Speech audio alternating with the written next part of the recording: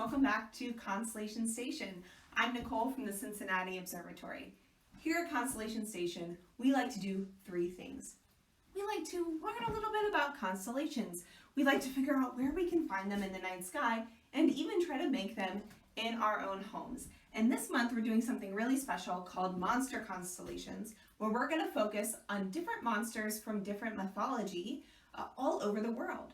Today we are focused on Korean mythology, and Korean mythology includes a lot of different creatures, a lot of different traditions, and today we're focusing on one monster that's a part of their mythology. Now, this monster is actually found all over the world. In fact, I had one living in my backyard growing up. We're going to talk about the snapping turtle today. And snapping turtles are sometimes seen as these really scary creatures, but today we're going to talk about how in Korean mythology, turtles are actually seen as a symbol of longevity. And today we're going to connect our dots using a special tool, the cotton ball. And cotton balls are sort of extra special because we can use them in a lot of different ways. If you've participated in some of our virtual events over this past 6 months, maybe you've seen us use cotton balls in different crafts. And today we're going to use cotton balls because I like to especially use cotton balls as spider webs when I'm decorating for the Halloween spooky season. So we are going to use these cotton balls, not exactly as spider webs, but by unrolling them to connect the dots. So on every cotton ball, usually how they're spun up is they're this long line of cotton threads. So usually you can unwind a cotton ball to be able to make a nice string of cotton out of them. And that's how we're going to use them to connect the dots today. Our snapping turtle is made out of 13 stars, and we can see it's kind of in a turtle shape. It's in this oval shape. Now, you may not be able to see all of these stars as part of this constellation if you're looking for it in the northern hemisphere, especially where we are in the Midwest, but you should be able to see at least most of the stars to be able to connect them when you're trying to find them up in the night sky. Let's go ahead and start using our cotton balls to connect our stars today. So I have my first cotton ball here, and I've already started making my piece of cotton string out of it. The nice thing about this is you can pretty much make the string as thin as you want. I don't want mine too thin so we can see it pretty well on our screen today. So we'll start maybe with this star up here. And we'll start connecting our dots going along this way on the top of the turtle.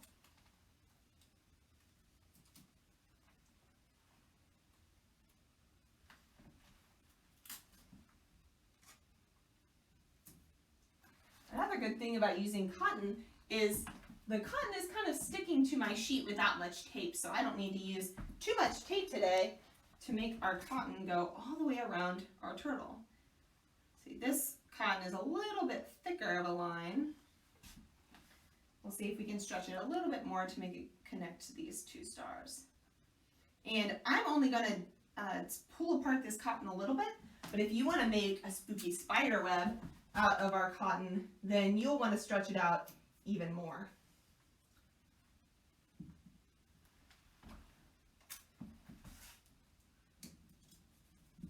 And who knows, maybe I'll even fill in our turtle with spider webs today. Because constellations are all about using our imagination to connect the dots and find pictures in the night sky. Who says that my snapping turtle can't include some spooky spider webs, right? And even though we're talking about monster constellations this month, we want to focus on how sometimes the monsters that we maybe have in our minds or that we see out in the world, that sometimes we create those monsters ourselves and think about how turtles, if they're snapping turtles especially, can sound really scary. But like I said, in Korean culture, they're usually associated with longevity and good luck. So if you come across a turtle, usually someone, especially in ancient Korean culture, would see that as a good sign, even a snapping turtle. Now, one of the things especially true with a lot of the monsters that we're talking about, if they're real animals, is that we always want to be very gentle and cautious when we see a wild animal. So really any animal can seem like a monster, even a cute little deer, if we approach it too rough. So if we are really gentle with certain creatures, even if they seem really scary, they're actually not. Think about Fiona the hippo. We talked about hippos last week in our Constellation Station, and a lot of people think Fiona is really, really sweet, and she can be, but remember, she's also a hippo. So as long as you are careful and cautious around a lot of our monster creatures that we're talking about this month, that really, they aren't really monsters after all. But it is fun to talk about spooky monsters in the month of October. So we can still use our imaginations and talk about these different monsters in different ways. So we're about halfway done connecting the dots of our turtle. The nice thing is we don't need to use too much imagination to picture this as a turtle, right? Because it's already in a turtle shape.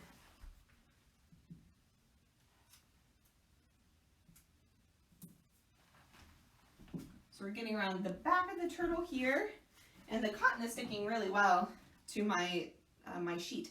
If you're using a different material for your Constellation Station, or maybe you're drawing this constellation on a piece of paper, then definitely using cotton would be a little bit more difficult. You might need more glue or tape.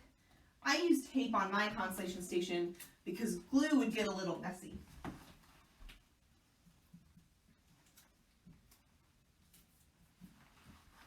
We just have a little bit more to go.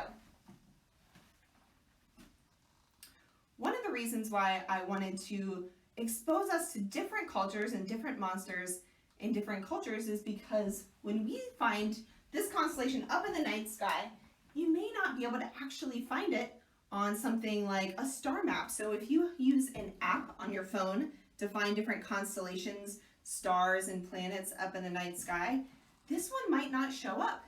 This is actually a different constellation in Western mythology. So if you find what's called the Southern Crown on your phone app, or if you're looking up to figure out where to find constellations up in the night sky, then you might be able to find a different version of this, the Southern Crown. And that may give you an idea of where you might be able to find this constellation up in the night sky. Did you guys guess the South? That's right. Especially here, where we are here, is the Southern Crown, because it is a part of our southern constellations here in the Northern Hemisphere. So we will actually look for this constellation in the southern sky tonight. We have just a little bit more to go, and then we can talk more about where to find this constellation up in the night sky.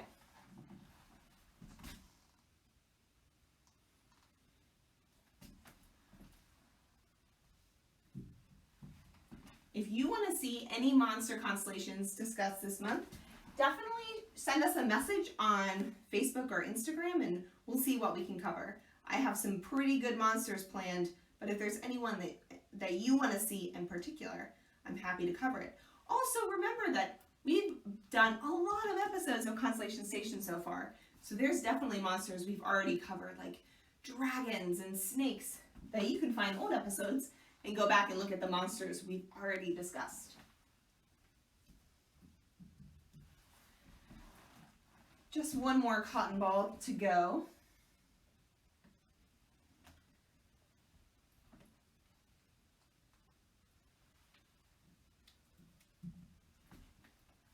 And we're almost done.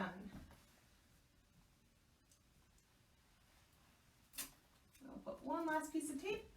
And now we've made our snapping turtle all out of cotton balls today. And remember, this is a Korean snapping turtle.